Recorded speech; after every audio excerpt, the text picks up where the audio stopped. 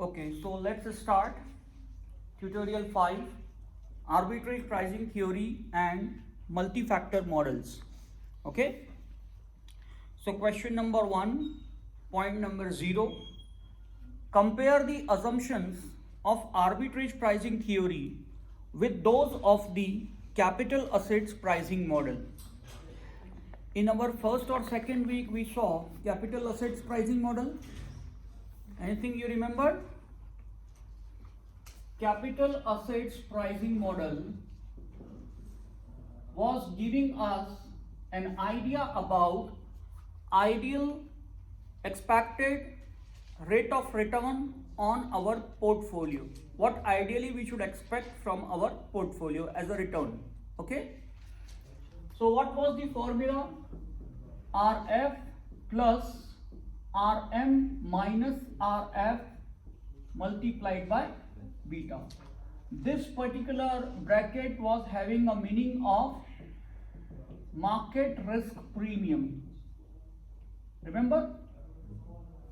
And this beta was going to be calculated with the help of correlation multiplied by standard deviation of portfolio divided by standard deviation of market benchmark. Okay, this was the formula of capital assets pricing model. So if you look at the formula and its contents, its elements, you can observe here this particular model is based on only one risk factor, and that is the market risk factor. It means that this model considering only market risk affecting your ideal expected return, not other factors, only market risk.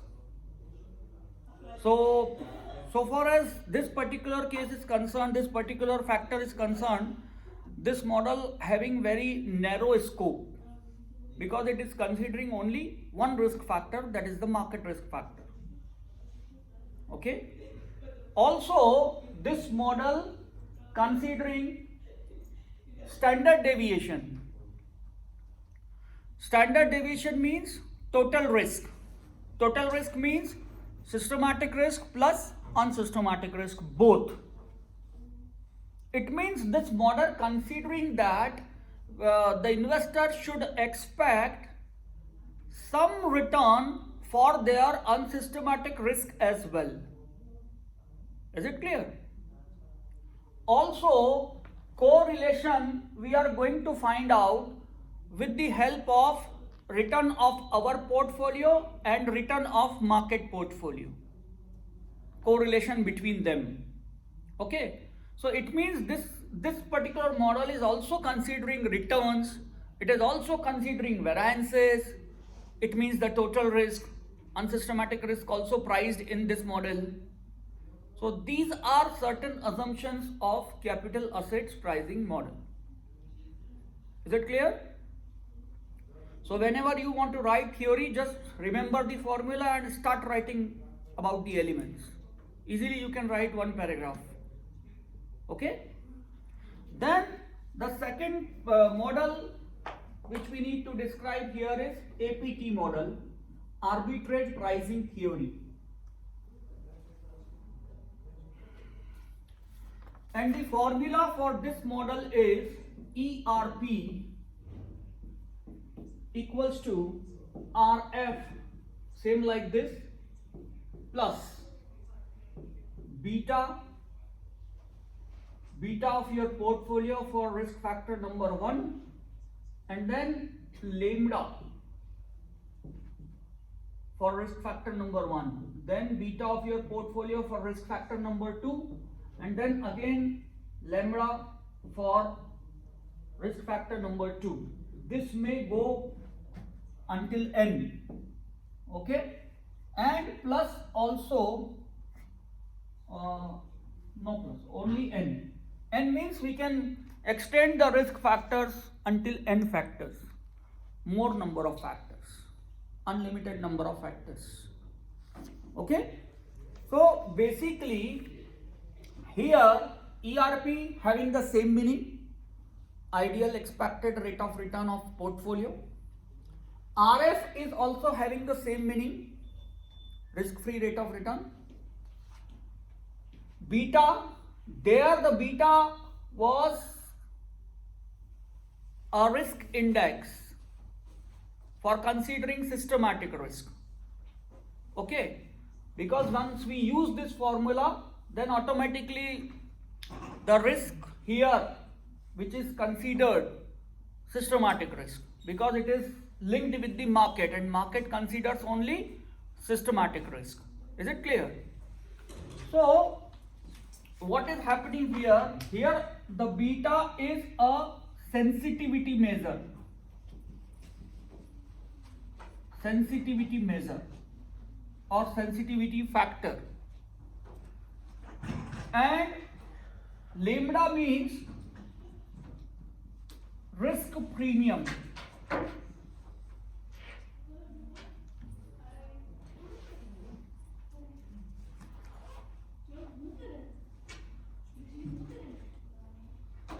Again, this beta also having same meaning, sensitivity measure, and this lambda is also having same meaning, risk premium.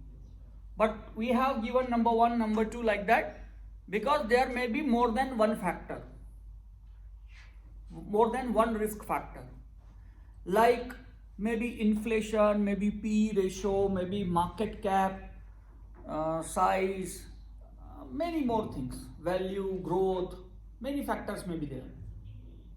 Okay, so risk premium means what?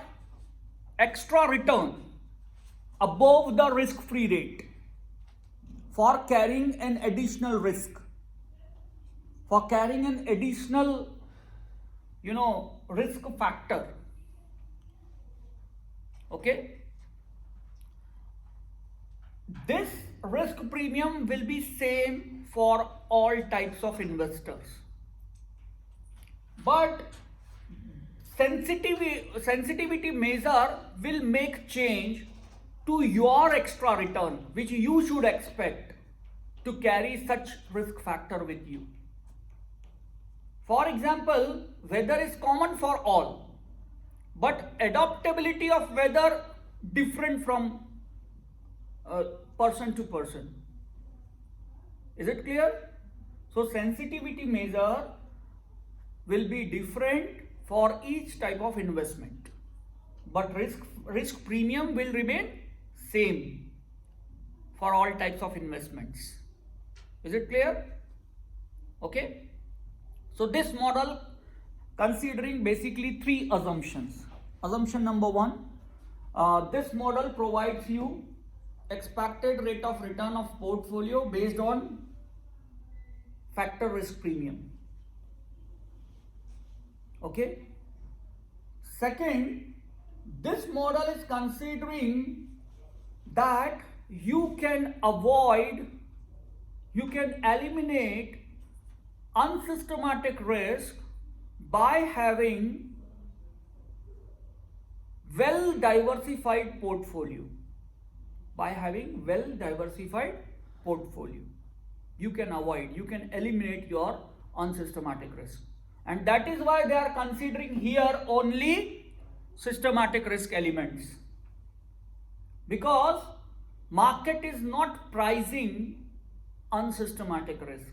Market is pricing only systematic risk. Pricing means investors can expect to have risk premium only for systematic risk factor, not for unsystematic risk factor.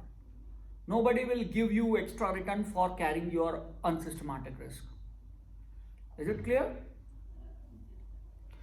And assumption number 3, the name of this model is arbitrage pricing theory, but this model states that there is no arbitrage opportunity exists in the market.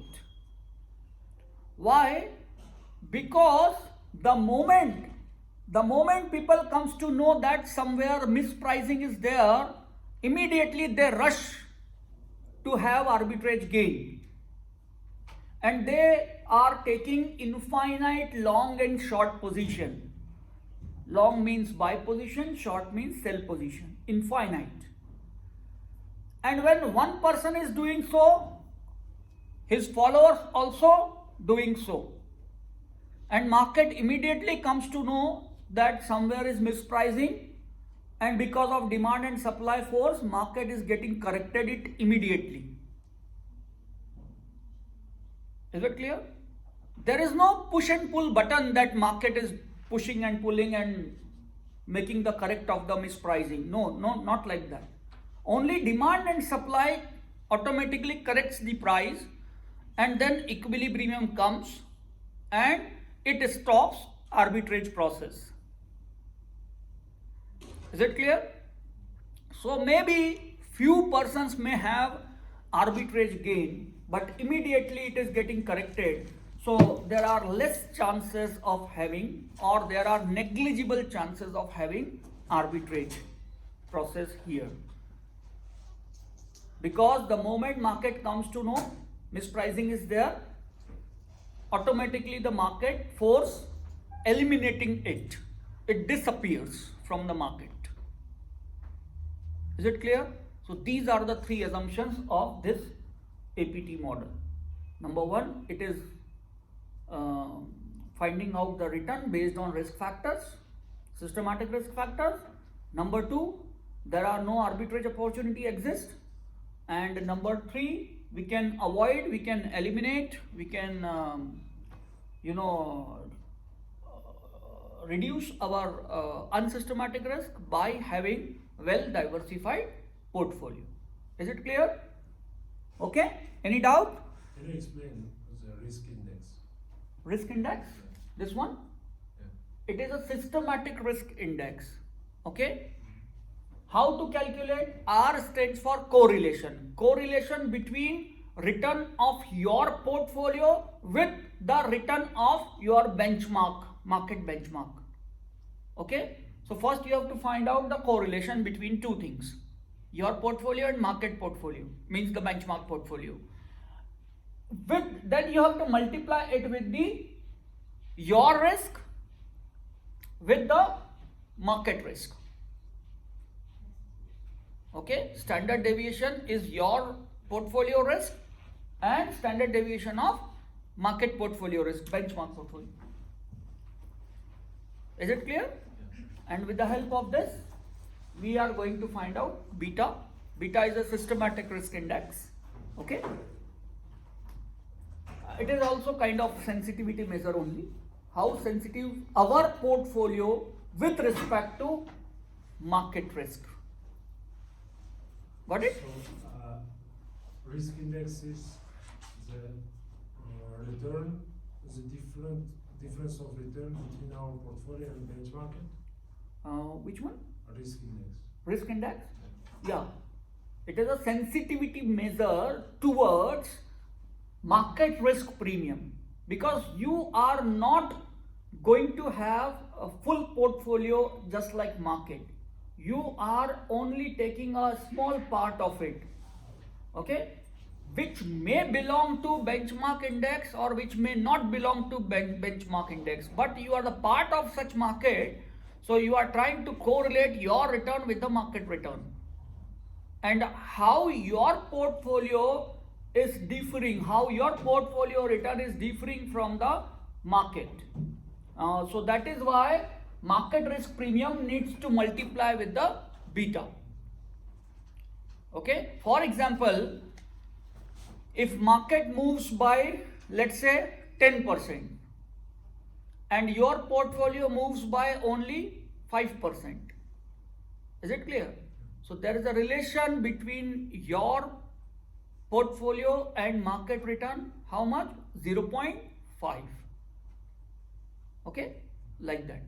And then again you have to consider risk factor as well, beta of portfolio and beta of market. Then you have to calculate beta, final value of beta with respect to these three things, correlation and beta of portfolio and beta of market. You will find out final beta value, and then you have to multiply the beta with the market risk premium. Once the moment you multiply this complete bracket with beta, what will happen? this will be risk premium on portfolio, your portfolio. Earlier it was only market risk premium. The moment you multiply it with the beta, it becomes portfolio risk premium. Is it clear? So this is all about point number 0.